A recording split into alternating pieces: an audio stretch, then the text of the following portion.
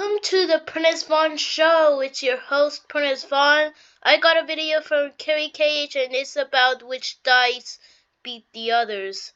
So, if you like this video, then please like it in the video's description. And for my channel, please subscribe to my channel to see more videos. So, let's get started. It's Prentice Vaughan time. Hey guys, it's me, Carrie, and... Okay, I don't know why I did that, but anyway, have you viewers heard about this thing called non-transitive dice? Yep, I think of non-transitive dice, so it is not real dice. One of my favorite mathematicians, Tadashi Tokieda, talked about them on Numberphile's channel a few years ago, and these dice things are the biggest mindfunk ever.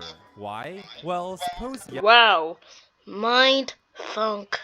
That is interesting.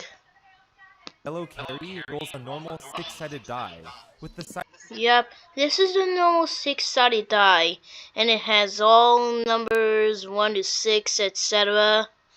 from Yellow Carry. Let's keep on moving. sides having 1, 2, 3, 4, 5, and 6 on them. And Pink Carry rolls an altered six-sided die, with each Pink Carry rolls a dice with all twos. Very complicated and interesting.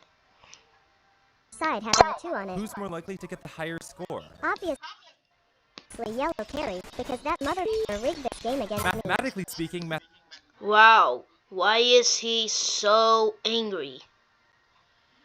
I'm confused on this. Mathematically speaking, okay, Yellow Carry will win 4 out of 6 times, right? Because Yep, it's a 4 out of 6 chance of winning than Pink Carry. there's a 4 out of 6 chance Yellow Carry rolls a 3 or higher. So, since the yellow die scores higher than the pink die over 50% of the time, we'll say that yellow beats pink. Okay, that was the tutorial. Now imagine these 4 dice. So those dice have 0, 0, 4, 4, 4, 4. The blue one has 1, 1, 1, 5, 5, 5. The purple has 2, 2, 2, 6, 2, 6, and the red has all threes. So which one could win? I don't know yet, but we'll figure it out. The green die sides have 0, 0, and 4, 4, 4, 4. The blue die sides have 1, 1, 1, and 5, 5, 5. The purple die sides have 2, 2, 2, 2, and 6, 6. And the red die has 3 on all of its sides. Not everybody can be so interesting. I like to think of the red die as like these characters, basically the simple-minded brute of the pack. But anyway, now it's time to ask which Wow, those are all dice in 3D formations, and it says which dice beat which other dice. I don't know that yet. That's why I'm curious about this. Nobody knows yet, so I'm going to know once I play this video. dice beat which other dice? Well, let's start by looking at green versus blue. The blue die has a 50% chance of rolling a 5. So the blue one has a 50% chance of rolling a 5 and a 50% chance of rolling a 1. That is half the chance of rolling a 1 and a 5. Which beats all of green's options. So for that 50%, blue is guaranteed the victory. But even if blue blunders and rolls a 1, there's still a 2 in 6 chance that green blunders even harder and rolls a 0. So even for that losing 50%, blue has a slight edge, which boosts blue's chance of victory. Yep. So blue has a 2 out of 3 chance of winning against green. So Victory to 2 in 3. So that means that blue beats green. wow, blue beats green. But what about blue versus purple? Well, this is sort of symmetrical, but in the other direction. So the blue die has a 50% chance of rolling a 1, which is lower than all of purple's options. So that means for that 50%, blue is guaranteed the loss. But even if blue succeeds and rolls a 5, well, there's still a 2 out of 6 chance that purple succeeds even higher and rolls a 6, giving purple the slight edge to win 2 out of 3 times. And that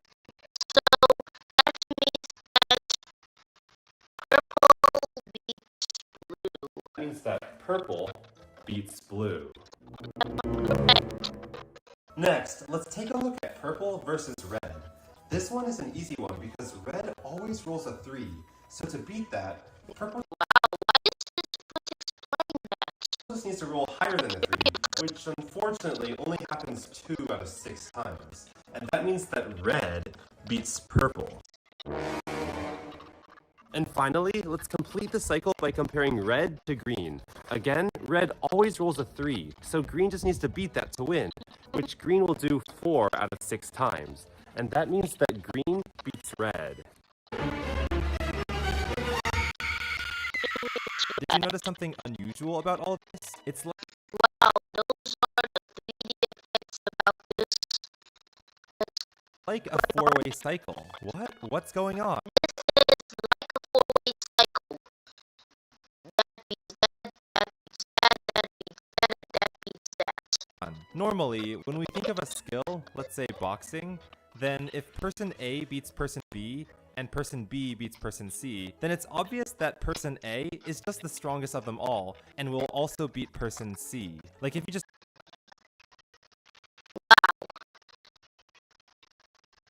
Now that is a true answer to this question. measure everyone's skill on a numerical scale, person A just solos everyone. But that's only true for a transitive property. And like I said at the So this is a transitive property.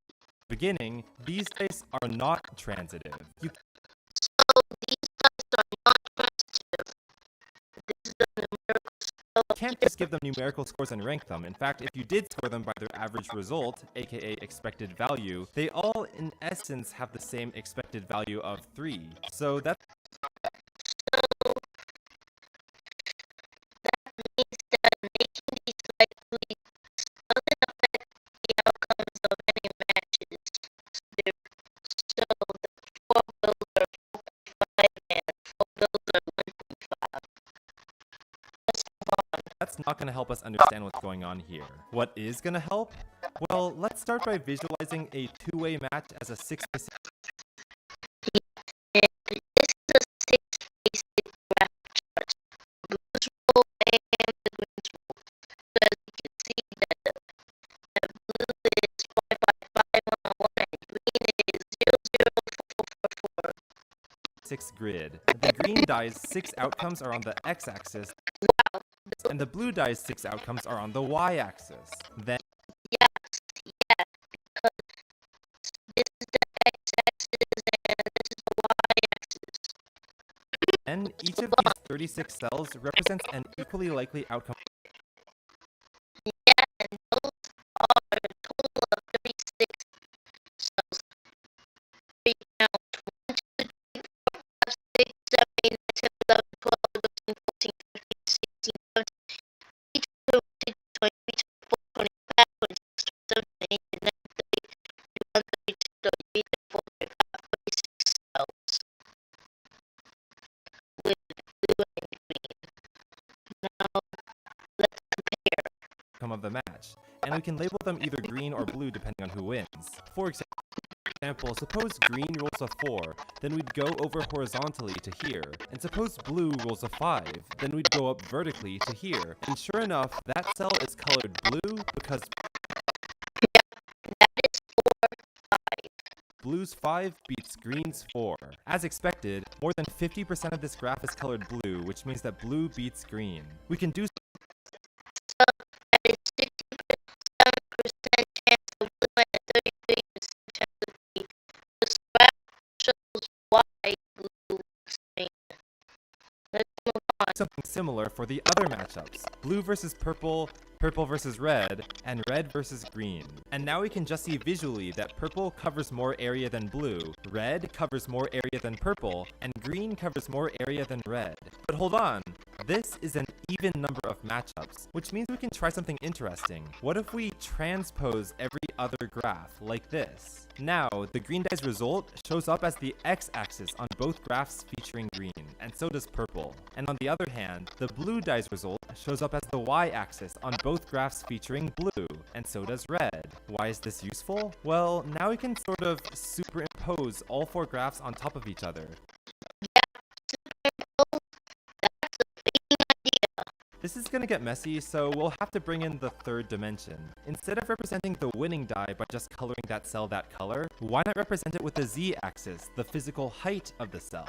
So let's say green scores a 4 and blue scores a 5. You would see a green layer at height level 4 and a blue layer at height level 5. So then blue wins because their layer is higher and closer to the camera. So there's a three-dimensional vector going on here in the x, y, and z axis, which is the length, width, and height. Pretty cool, don't you think? Anyway, I used processing 3 to mock up this shape in 3 dimensions, and you can see on the left there's the 2D version, and on the right it's the 3D version. So from the top they look about the same, but if I turn the camera down to the side you can see all the more complex structure.